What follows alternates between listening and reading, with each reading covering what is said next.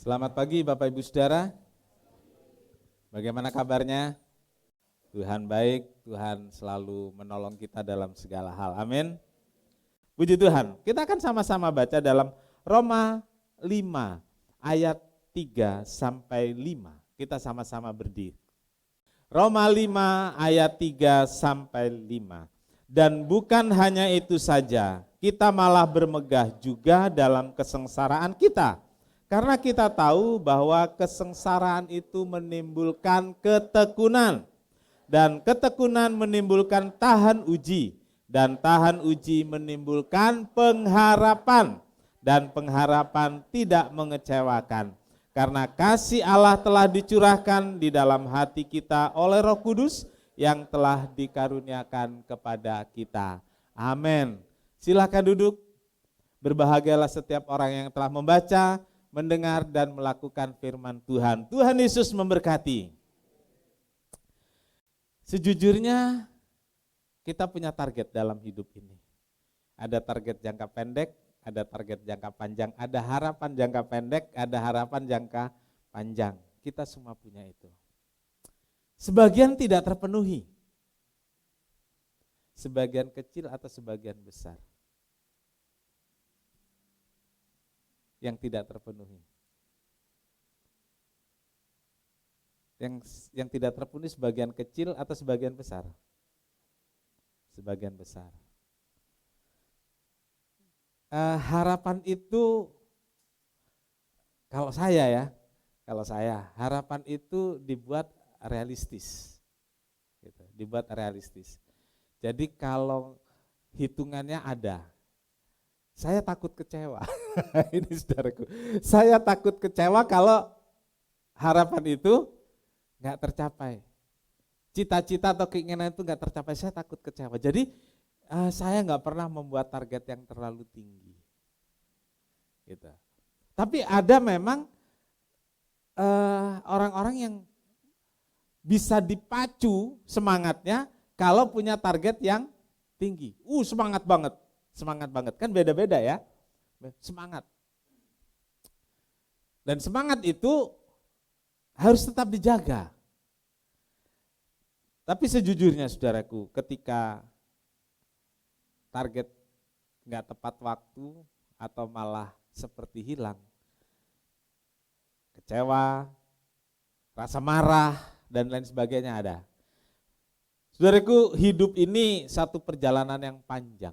Panjang banget. Apalagi kalau dalam kesulitan, rasanya makin panjang. Gitu ya. Rasanya makin panjang. Saudara pernah enggak dalam hidup saudara, udah Jumat lagi, udah dekat ke Minggu, udah tanggal sekian, udah mau gajian lagi. Pernah enggak? Saya ingin tahu yang pernah atau yang hari ini seperti itu. Itu hidupnya gembira. Itu hidupnya senang. Tapi ada orang yang, kapan ini Minggu? Kok lama banget? Kapan ini tanggal berapa? Tanggal berapa? 25, 30. Kapan ini kok? Berjalannya kayak kereta api mau sampai stasiun, saudaraku. Saudara pernah naik kereta? Kalau mau sampai stasiun gimana rasanya? Lambat banget, gak nyampe. Kadang-kadang kita nunggu hari, nunggu tanggal itu seperti itu, gak nyampe. Kenapa seperti itu? Hidupnya sulit, hidupnya susah. Tapi kalau yang tadi angkat tangan tadi, hidupnya gembira, penuh dengan berkat. Amin. Iya saudaraku, itu terjadi real dalam hidup kita. Nah, dalam perjalanan panjang itu enggak semuanya indah, enggak semuanya mudah. Ada shelter tertentu, ya ada titik tertentu. Membosankan banget. Itu digambarkan seperti rekam jantung ya, gitu. Ada yang rata, ada yang naiknya kecil, ada yang naiknya tinggi. Itu kan hidup begitu. Yang gak enak yang mana? Yang rata, ntar gak naik-naik lagi gimana? Saudara pernah nunggu orang sakit yang dipasangin gitu ya? Ih, kok makin dikit gitu ya? Nah, saudaraku, rasanya panjang, lama, membosankan, ada shelter lain, melelahkan. Dan ada juga saudaraku pada saat-saat tertentu, kita ingin berhenti, ingin menyerah. Udahlah. Nah, Bapak Ibu Saudara, dalam perjalanan hidup ada di antara kita yang pernah seperti itu. Ya, yang pernah seperti itu. Karena tidak lagi melihat adanya harapan. Harapannya itu telah hilang. Dalam kalkulasi kita, cita-cita yang kita perjuangkan dengan susah payah, itu sudahlah nggak mungkin tercapai lagi. Masalah ini nggak mungkin selesai. Ya, semua pengorbanan, perjuangan sepertinya sia-sia. Kenyataan yang ada tidak seperti yang diinginkan. Nggak seperti yang diharapkan. Saudara-saudaraku,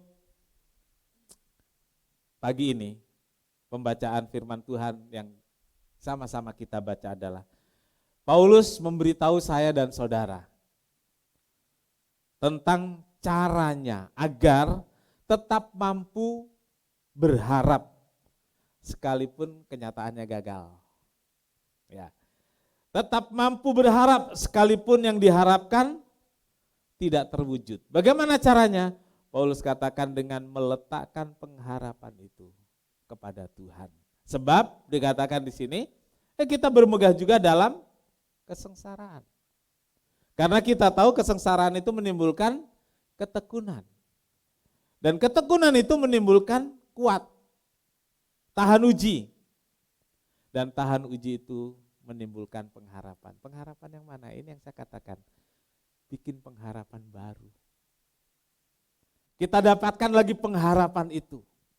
Setelah tadinya lelah, setelah tadinya bosan,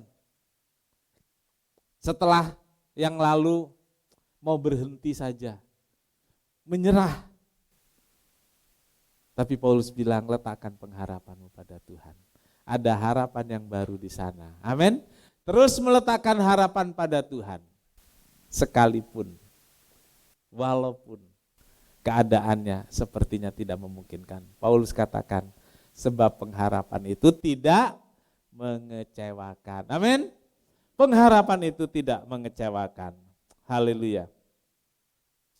Pada saatnya nanti harapan-harapan itu akan menjadi kenyataan indah untuk kita semua.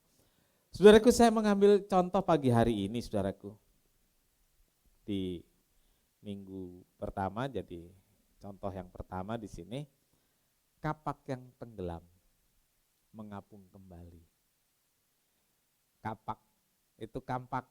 Iya, saudara tahu kampak? Dalam 2 Raja-Raja 6 ayat 1 sampai 7.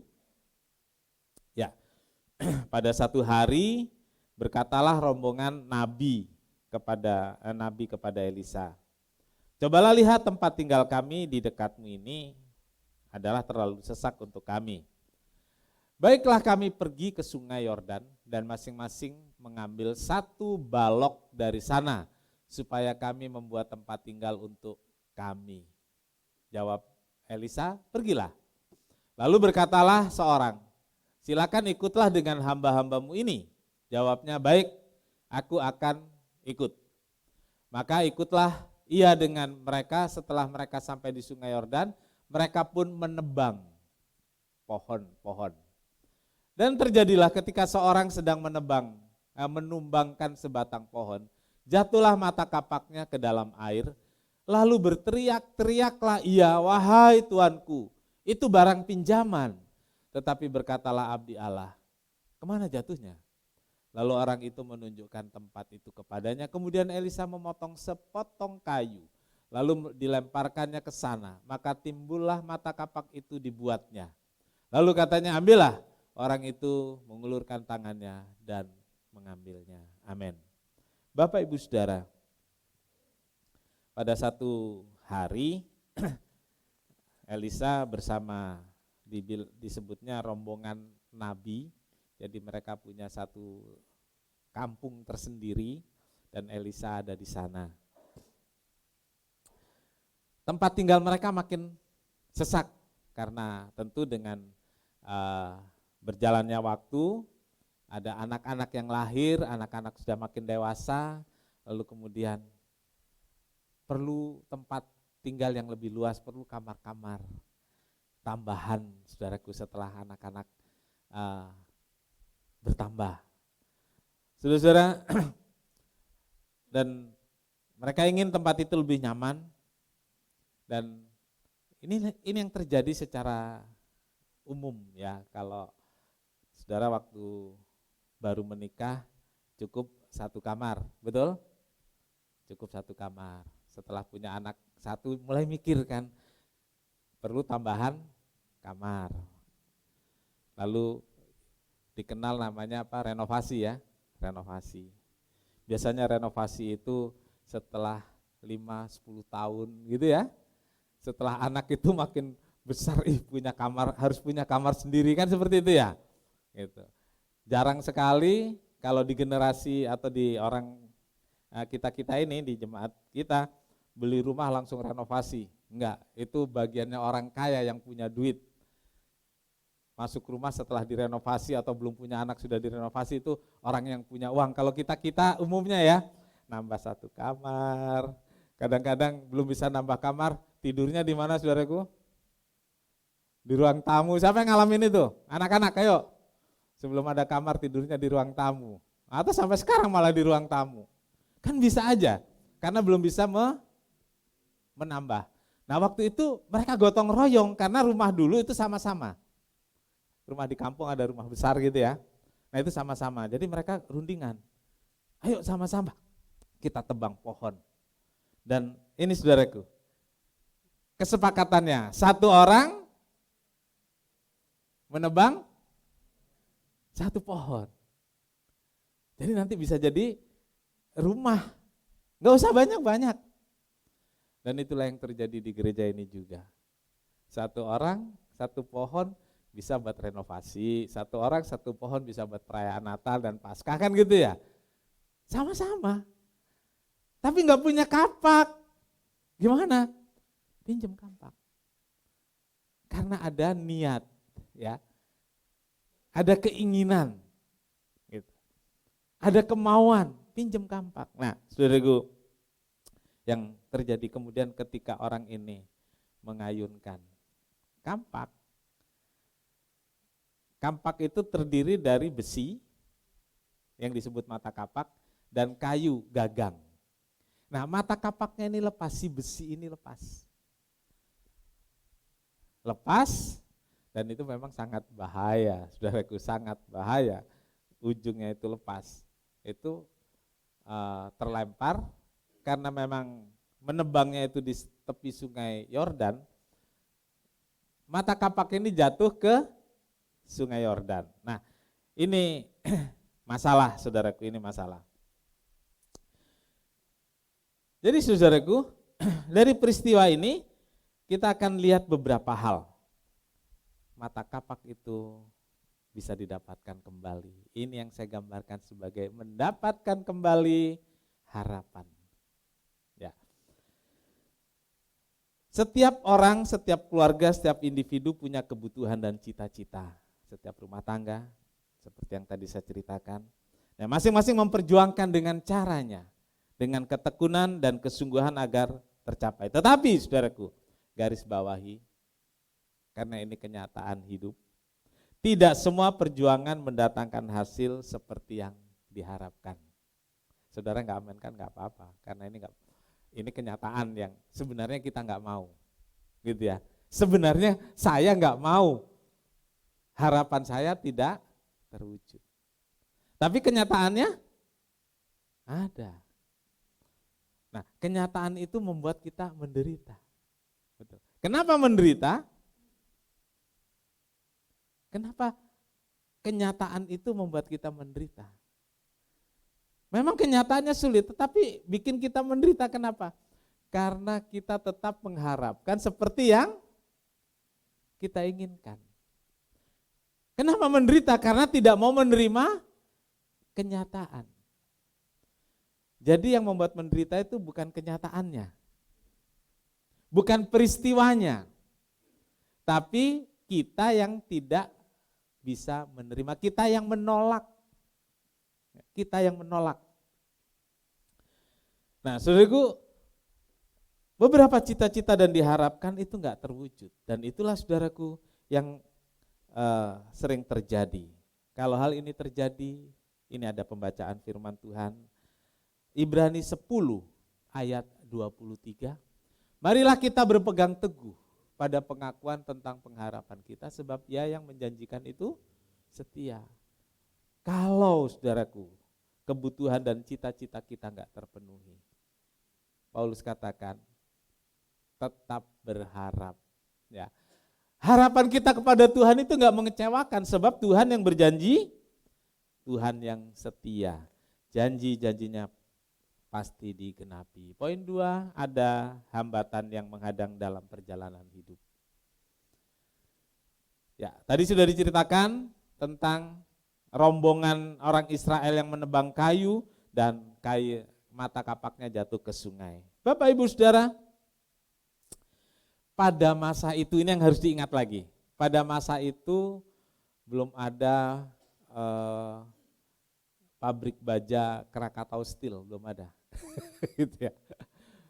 Bahkan mungkin menurut pemikiran saya pandai besi seperti yang di kampung saya, yang besi dipanasin, terus dipukul-pukul, dak dok. Siapa yang di kampung tetangganya pernah lihat pandai besi? Belum ya? Pandai besi. Jadi besi dipanaskan terus dipukul ya, per mobil, itu bisa jadi cangkul, bisa jadi apa? Itu dikerjakan dengan dibakar terus dipukul-pukul. Jadi besi bulat bisa dibuat lempengan gitu ya. Dipanaskan dulu. Makanya orang Belanda itu punya bahasa tempalah atau pukullah besi waktu panas. Kalau saya lain lagi, makanlah selagi panas. Iya. Jadi ya saya tidak bicara peribahasa Belanda, nanti kepanjangan saudaraku. Jadi saudaraku, orang-orang waktu itu untuk memiliki besi dalam bentuk apapun itu gak gampang. Atau kapak itu juga bisa dibuat waktu itu dari batu. Jadi belum ada pabrik-pabrik seperti sekarang. Artinya jarang banget orang atau keluarga punya peralatan seperti itu. Tidak sembarang orang mampu membeli, tidak sembarang orang memiliki keahlian. Sehingga ketika seorang memiliki benda-benda besi termasuk kapak itu, orang ini ada harapan yang sangat besar bagi keluarga untuk hidup lebih sejahtera. Ada harapan besar bagi keluarga untuk bisa meningkatkan kondisi ekonomi, bisa jadi alat yang sangat berguna. Nah, kapak ini sangat berguna untuk dipakai kerja. Dan kehilangan kapak, kehilangan peralatan seperti itu berarti satu kerugian, kehilangan sesuatu yang berarti bagi keluarga. Saudaraku, terlebih ini saudaraku, kapak ini adalah tadi dikatakan kapak pinjaman, ya, yang harus dikembalikan secara utuh. Ya. Artinya saudaraku, ada lebih dari satu keluarga yang terancam kesejahteraannya karena kehilangan mata kapak itu. Ini besi di sungai. Katakanlah kita lemparkan besi mata kapak itu di Sungai Cisadane. Cari. Itu bisa Pak Remon mengerahkan pemadam kebakaran, tim SAR. Ya kan gitu ya. Untuk cari satu mata kapak di dasar Sungai Cisadane. Dengan peralatan selam dan lain sebagainya. Dan waktu itu kan gak ada juga seperti itu. Jadi saudaraku, rasa takut, malu, ini membuat si orang yang minjem kampak ini teriak. Teriaknya kepada siapa? Ya teriak saja, gitu loh. Teriak saja. Dan waktu itu didengar oleh Nabi Elisa. Ya, teriak saja.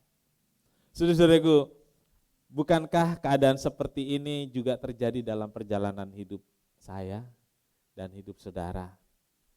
Saat kita bekerja, saat kita berusaha dengan penuh semangat memperjuangkan cita-cita dan harapan, saat semuanya berjalan baik-baik saja, saudaraku, tiba-tiba datang hambatan menghadang. Satu peristiwa di luar dugaan bisa terjadi kapan saja. Dan semua itu saudaraku bisa menghancurkan yang namanya pengharapan. Ya. Semua itu bisa memadamkan semangat. Dan ketika semuanya nggak bisa diharapkan, pasti tadi kecewa, bingung, putus asa. Semuanya seperti terbang, terbawa angin. Ya. Ada film, kemarin saya sempat lihat tahun berapa, 30-an ya. Ada film Gone with the Wind. Ya, saudara anak-anak muda boleh cari itu. Gone with the Wind. Ya. Di akhir cerita seorang anak majikan tuan tanah, dia berharap suaminya kembali. Dia sampai berlutut di depan suaminya. Dia bilang, kembalilah, aku masih sangat mencintaimu. Di akhir cerita ditulis, cintanya itu sudah pergi, terbawa angin, lalu layar ditutup. Bagaimana kalau keadaan seperti itu? Ya, gone with the wind, gak ada harapan lagi. Layar ditutup, selesai. Pernah saudara mengalami seperti ini? Belum, karena layar hidup saudara belum tertutup. Masih terbuka, masih ada waktu untuk berusaha, masih ada waktu untuk memperbaiki, masih ada waktu untuk berjuang. Ya, saya ingat nama pemeran yang menjadi wanita itu, Scarlett O'Hara. Nama di filmnya itu.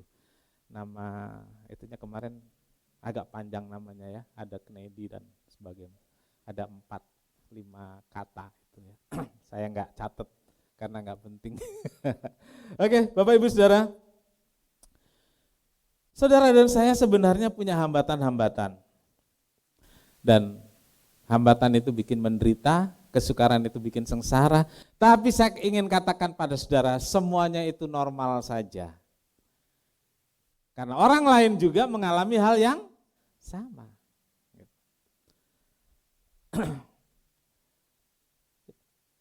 Tetapi Paulus katakan justru ini yang harus bikin kita dapatkan lagi harapan itu, saudaraku. Tadi dikatakan normal saja semua kesukaran-kesukaran itu. Karena hal itu akan membantu untuk kita tumbuh dalam mental. Mentalnya jadi kuat. Tumbuh dalam karakternya jadi bagus. Dan tentunya tumbuh dalam iman. Jadi saudaraku, tadi ada yang kalau harapan enggak terpenuhi tetap bersyukur ada ya, lalu tetap berdoa ada ya. Iya. Nah saudaraku, untuk itulah setelah kita mengerti bahwa semua penderitaan, kesukaran itu justru membentuk mental, karakter, dan iman kita. Untuk itu kita tetap bersyukur, bersukacita ketika mengalami penderitaan dan kesukaran. Dengarkan baik-baik. Bersyukur dan bersukacita bukan karena kita suka pada penderitaan. Beda ya. Bersyukur bukan karena senang pada penderitaan. Bukan.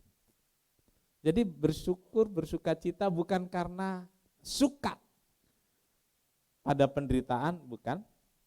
Tetapi karena kita tahu bahwa penderitaan itu akan membentuk dan memperbaiki karakter kita dan menumbuhkan iman,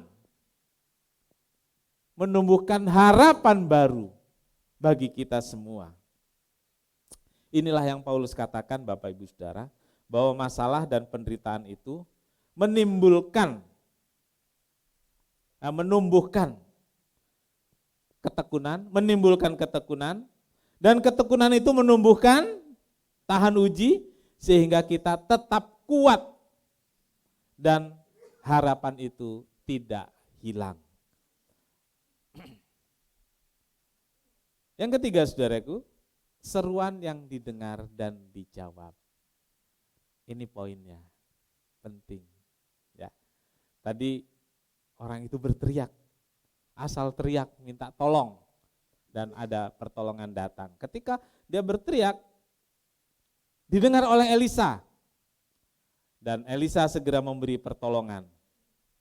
Dan mata kapak itu saudaraku pasti tenggelam di dasar sungai. Di dasar sungai yang dalam karena terbuat dari besi.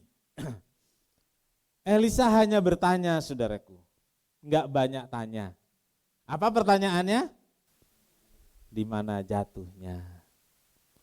Sekarang kalau anak saudara melakukan sesuatu dan benda itu hilang, pertanyaan apa yang saudara katakan pertama-tama?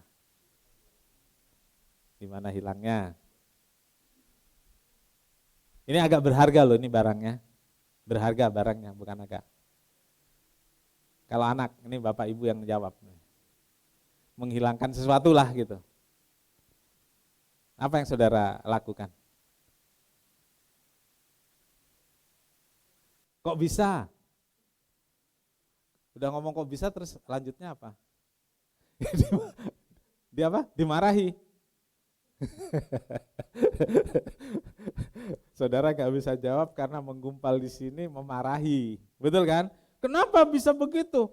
Kamu sih gak hati-hati. Ya. Harusnya kan kamu lebih hati-hati. Cari sampai dapat, kalau enggak jangan pulang dan makan. Ada yang begitu? Ada. Ada lah. Punishment-nya pasti ada itu ya. Jangan makan sampai ketemu. Ya. Ada yang begitu, karena saya mengalami juga.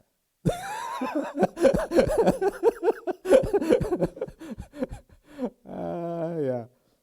Di kampung kan macam-macam yang lucu-lucu terjadi ya. Kalau di kota sekarang dengan pendidikan lebih tinggi, pengetahuan lebih banyak. Jadi nggak ada lah orang tua yang mengancam anaknya nggak ngasih makan ya. Kalau lapar, sakit. Kok ada yang ketawa?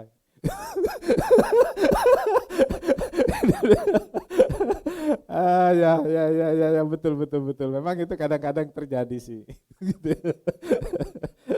Ya. Dan orang tua bilang ini untuk ngajar anak supaya nggak ceroboh lagi kan begitu ya. Tapi Elisa enggak saudaraku. Elisa hanya bertanya, di mana jatuhnya? Ya. Dan orang ini menunjukkan di mana tempat jatuhnya. Kira-kira di daerah sana, gitu ya. Dan yang dilakukan Elisa adalah memotong kayu, sebatang kayu dan dilemparkan ke tempat di mana jatuhnya kapak, mata kapak itu. Yang kemudian terjadi adalah mata kapak yang terbuat dari besi. Kalau IPA, pelajaran IPA mengajarkan BD, berat jenis besi, batu lebih berat ya, lebih berat dari air kan, jadi dia tenggelam. Nah, tapi bisa muncul. Nah, ini mujizatnya di sini. Melewati, bertentangan dengan hukum alam yang harusnya tenggelam, tapi karena sepotong kayu yang dilemparkan Elisa bisa muncul ke permukaan. Saudara-saudaraku, persoalan hidup yang kita alami bisa saja membuat iman kita goyah, harapan itu pupus sebelum jadi kenyataan.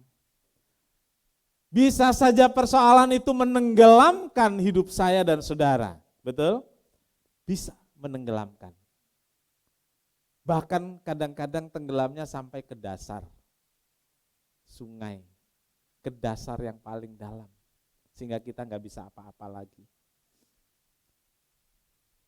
Nggak ada pertolongan lagi yang mungkin bisa terjadi. Tetapi saudaraku, kalau semua itu terjadi dalam hidupmu, kalau hal itu terjadi dalam hidup saudara, jika saudara tenggelam sampai ke dasar, apa sih yang dilakukan?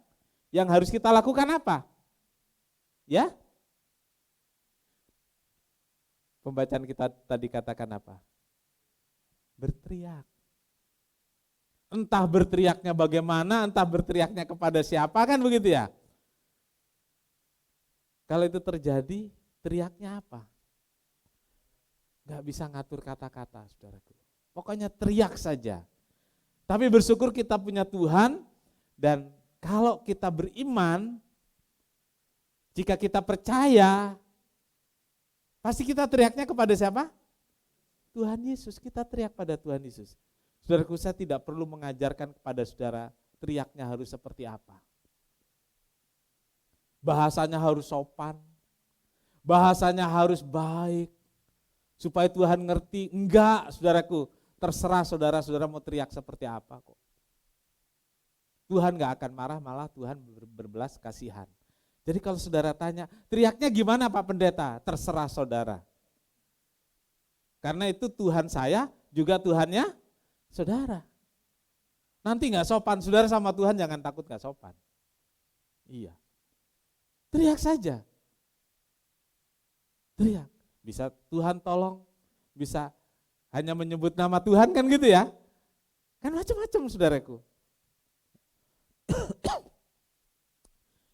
Saudaraku, yang diperlukan cuma teriak, berseru. Ini yang berulang kali Mazmur sebutkan tentang Daud yang aku berseru. Dengar Tuhan teriakku minta tolong. Teriak saja. Tuhan pasti mau mendengar. Saudaraku, katakan pada Tuhan. Ceritakan pada Yesus. Apa yang menjadi kebutuhanmu. Apa yang menjadi persoalanmu. Apa yang menjadi kekecewaanmu. Ketika kita berteriak minta tolong. Tuhan pasti tanya. Tuhan gak menyalahkan saudara. Tuhan tanya, apa? Di mana jatuhnya? Apa kebutuhanmu? Apa persoalanmu? Tuhan bertanya, apa sakitmu? Tuhan bertanya, apa yang kau perlukan sekarang? Saudaraku, Tuhan juga ingin kita mengatakan dengan jujur. Ya, di mana jatuhnya? Saudara, di mana jatuhnya? Orang ini katakan di sana. Kalau orang ini nggak katakan dengan jujur, bisa ketemu? Enggak, saudaraku. Jangan malu pada Tuhan, saudaraku. Terbuka, katakan. Nggak ada yang bisa kita sembunyikan. Saudara bisa sembunyikan pada suami, saudara bisa sembunyikan pada istri, saudara bisa sembunyikan pada pendeta. Saudara bisa sembunyikan pada siapapun. Tapi jangan kepada Tuhan. Ya, enggak bisa. Tuhan tahu semuanya. Enggak perlu jaim pada Tuhan. Bapak Ibu Saudara, enggak perlu malu direndahkan juga kalau kita minta bantu doa. Saudara pernah minta bantu doa kepada rekan, kepada pendeta? Bagaimana kira-kira kalau saudara minta bantu doa? Jangan malu pada orang-orang lain. Orang lain itu bisa komen, betul? Orang lain bisa mencela. Teman saudara bisa komen, bisa mencela, bisa ngata-ngatain dan gak karuan lainnya. Bisa nolong gak? Sebenarnya bisa. Saya bilang sebenarnya bisa. Tapi mau apa enggak? Belum tentu mau. Gitu. Peduli amat dengan orang lain, termasuk dengan saudara yang atau keluarga yang cuman bisa komen. Kalau kita memang punya kebutuhan, katakan dan ceritakan. Karena penolong kita adalah Tuhan yang gak pernah komen dan gak pernah mencela kita. Amin. Dia penolong kita dan memberikan kita harapan. Saudaraku, silakan pemain musik. Apa arti sepotong kayu? Apa arti sepotong kayu? Gak ada artinya. Kayu ini ada stick drum nih, di situ ada stick drum. Ya, gak ada artinya kayu itu. Tetapi saudaraku, sepotong kayu di tangan Pak Lot, tolong stick. Iya. Ya mungkin kayunya sedikit lebih panjang dari ini mungkin ya, dilemparkan. Dilemparkan begitu saudaraku. Apa sih artinya sepotong kayu? Enggak ada artinya. Tapi sepotong kayu di tangan Elisa. Ya. Sepotong kayu di tangan Elisa itu bisa membuat mata kapak yang tenggelam itu menjadi muncul kembali.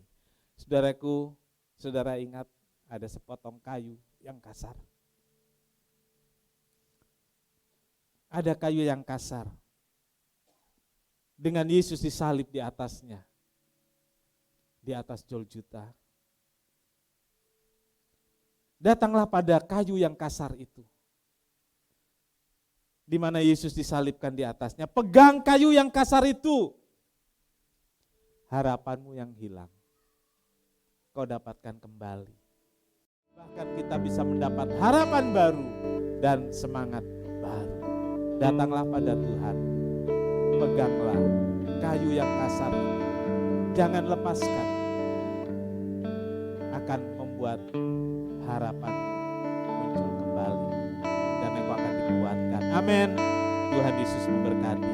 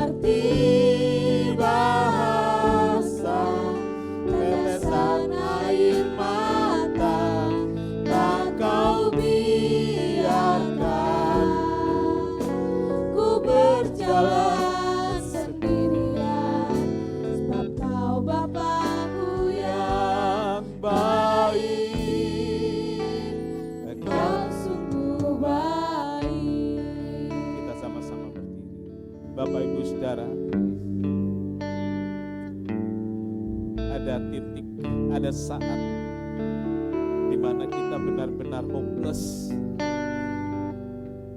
kita gak punya orang lain lagi yang bisa menolong, kita gak tahu seperti apa yang akan terjadi, kita pengen berhenti, tetapi pagi hari ini saudaraku, Peganglah salib itu. Salib itu kasar. Salib itu berat. Tapi Yesus ada di atasnya. Peluklah salib itu. Temukan harapanmu yang hilang di dalam Yesus yang tersalib itu.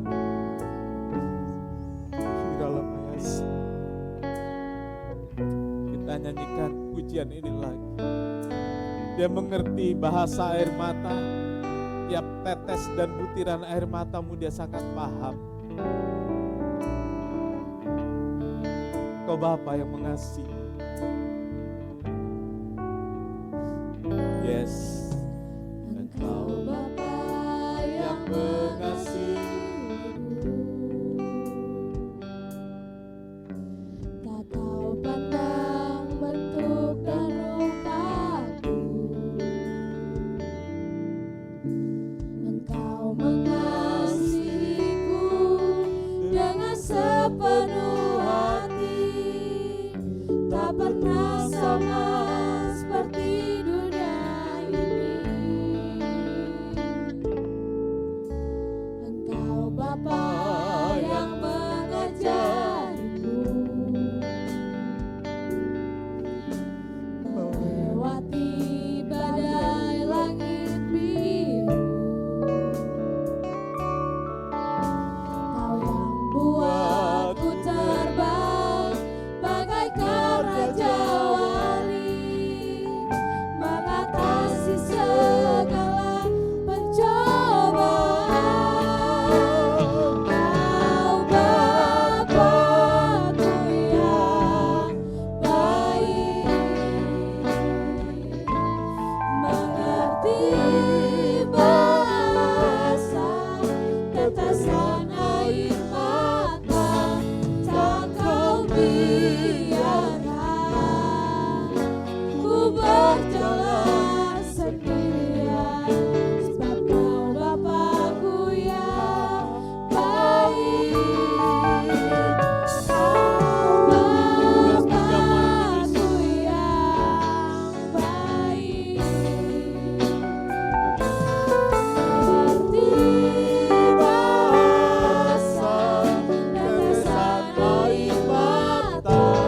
Tak kau biarkan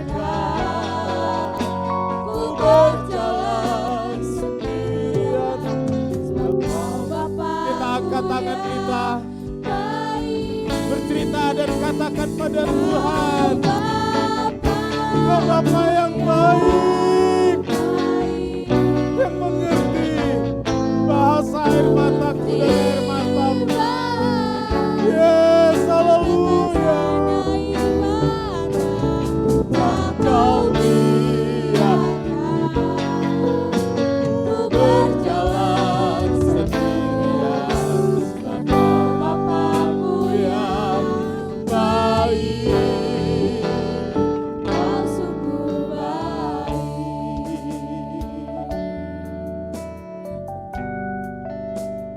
Kau sungguh baik.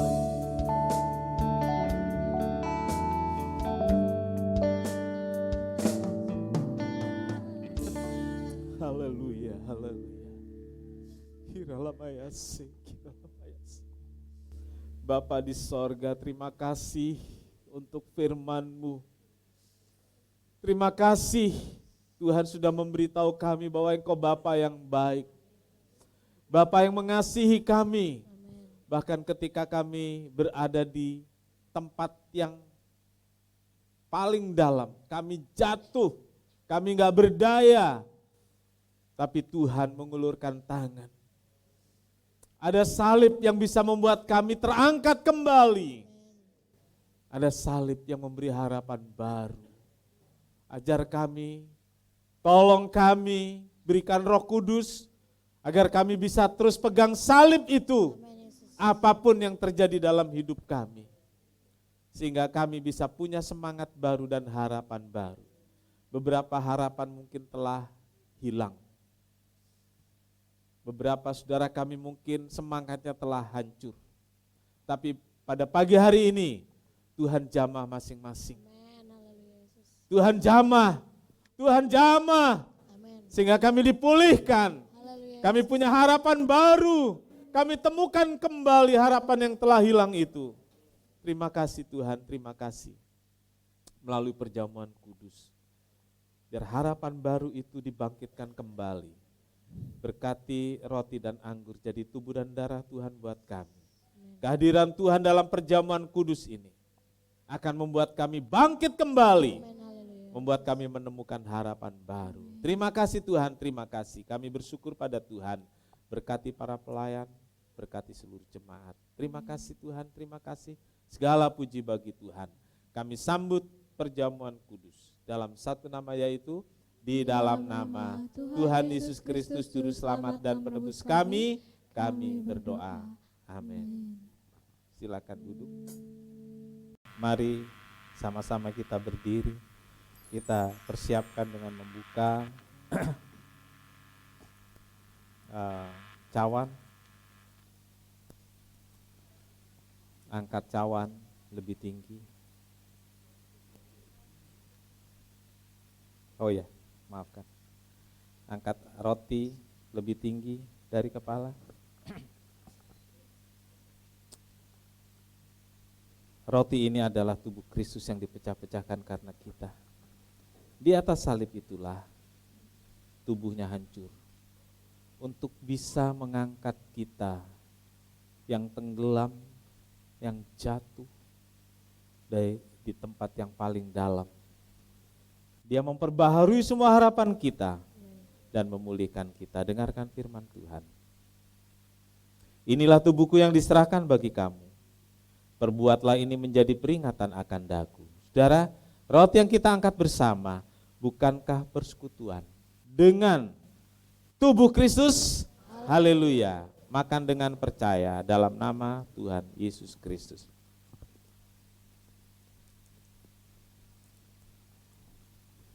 Angkat cawan. Inilah darah Yesus yang tercurah di Golgota.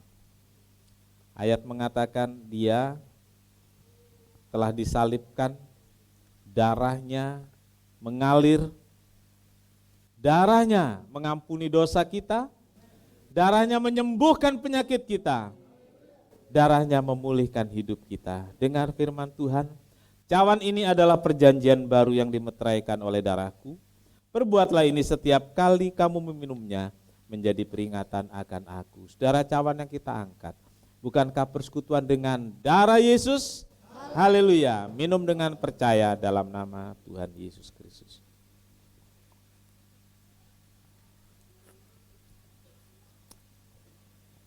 Haleluya.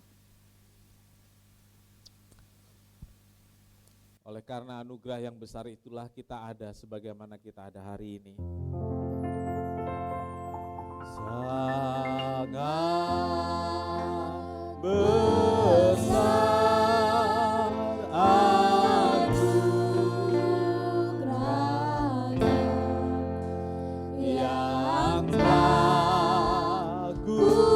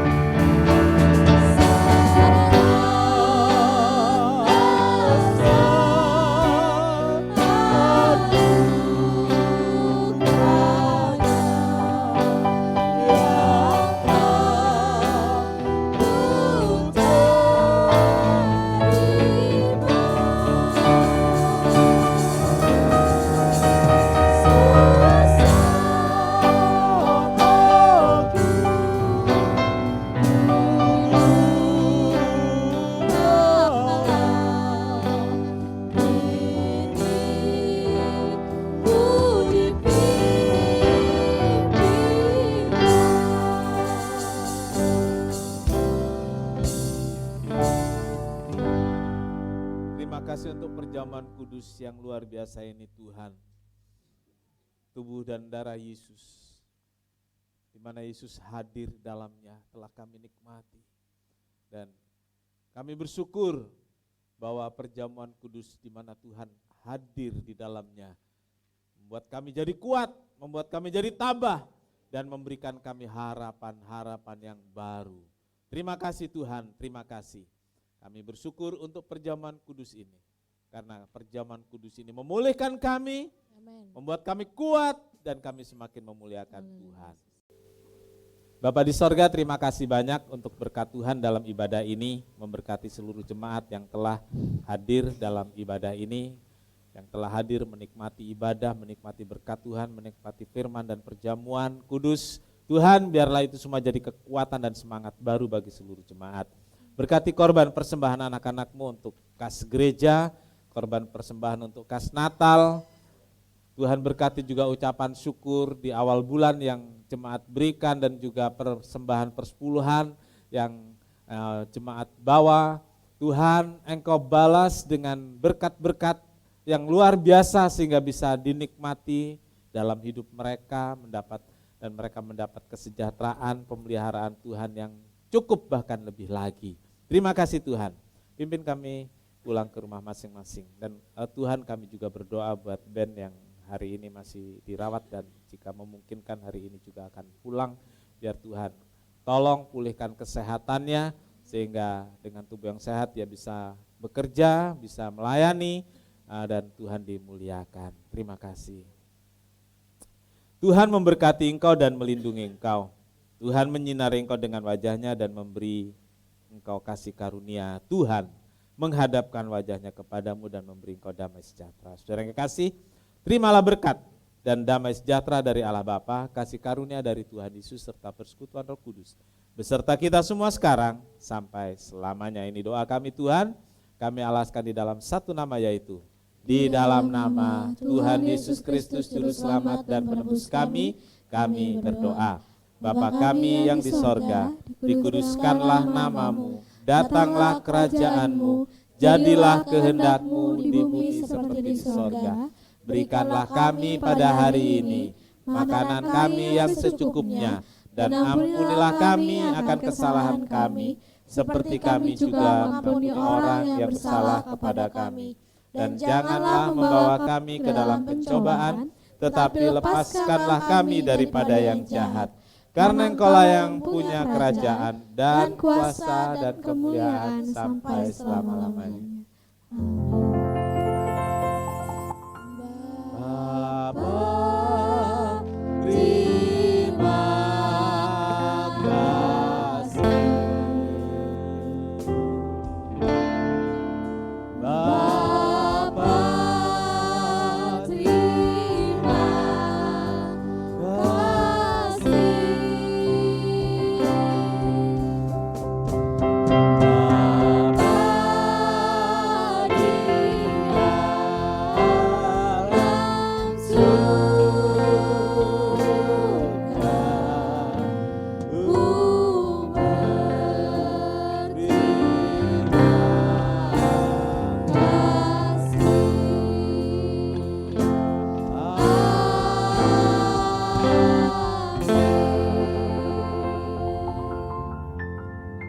Puji Tuhan, sekian kebaktian, selamat pulang.